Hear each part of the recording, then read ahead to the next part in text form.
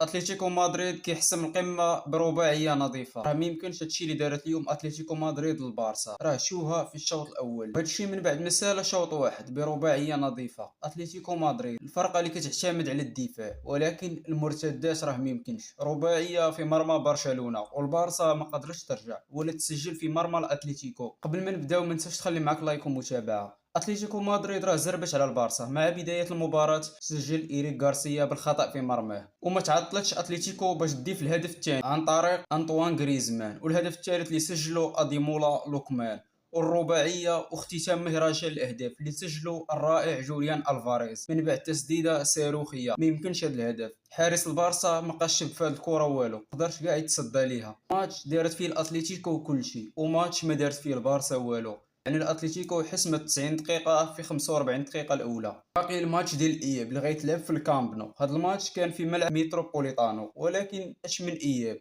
راه رباعيه نظيفه. الى البارسا بغات تاهل راه خاصها تسجل 5 الاهداف، وهذا الشيء راه صعيب بسبب ان الاتليتيكو راه ماشي قويه غير هجوميا، راه من اقوى الفرق دفاعيا. يعني الا كان مشات اللور واعتمدت على المرتدات فراه مستحيل تسجل عليها، بل وغادي تستقبل، خصوصا وان الاتليتيكو تعاقدت مع اديمولا لوكمان. هاد خونا اللي ميمكنش، هاد اللاعب مراوغ سريع مهاري كيسجل كيصنع، يعني لعاب في مواصفات لعاب عالمي، ولعاب صيدته في سوق الانتقالات الشتويه اللي جا من اتلانتا. وماتش من بعد ماتش كيثبت بانه صفقه رابحه. تخيل معايا الثنائيه ديالو هو الفاريز، راه ميمكنش. ثنائيه مرعبه، جوج لعابه راه ميمكنش توقفهم، وميمكنش بالدفاع المتقدم تقدر تصدى ليهم، بسبب ان الاتليتيكو مدريد راه عندها جوده مزيانه في اللعب بالقدمين. خطه من فليك فراه خطه ميمكنش انك تلعب بها ضد فراقي كبار، وضد فراقي عندهم الامكانيات الكبيره، وفراقي كيعرفوا يلعبوا الكره في الارض، وكذلك كيعرفوا يستغلوا المساحات. يعني الاتليتيكو عنده وسط ميدان اللي مزيان، ووسط ميدان اللي كيعرف يخرج بالكره. غادي يخلوا لك الكره وتلعب 90 دقيقه استحواذ، ولكن راهم من التمريره جوج غادي يوصلوا للشبكه. وهادشي اللي باغا كره القدم حاليا، يمكنش توصل ل 50 تمريره وانت ما وصلتيش للشبكه. كما قلنا الماتش ديال الاياب غيكون في ملعب الكامب نو، ولكن واش البارسا غادي يقدر تسجل 5 اهداف؟ فراه شيء مستحيل، خاصه مع طرد ايريك غارسيا، اللاعب اللي دار كلشي في الماتش ولكن سلبيا. سجل هدف في مرمى وخرج ببطاقه حمراء، يعني راه ميمكنش. يعني شكون هما قلوب الدفاع اللي غادي تقدر تعتمد عليهم البارسا؟ وكذلك مع اصابه رافينيا وبيدري، غير هاد جوج لعابه فراهم 50% من الفرقه. بيدري راه كيف ما كنعرفوا هو اللي كيتحكم في الريتم ديال البارسا، ورافينيا راه بالسرعه ديالو كيصنع الفارق.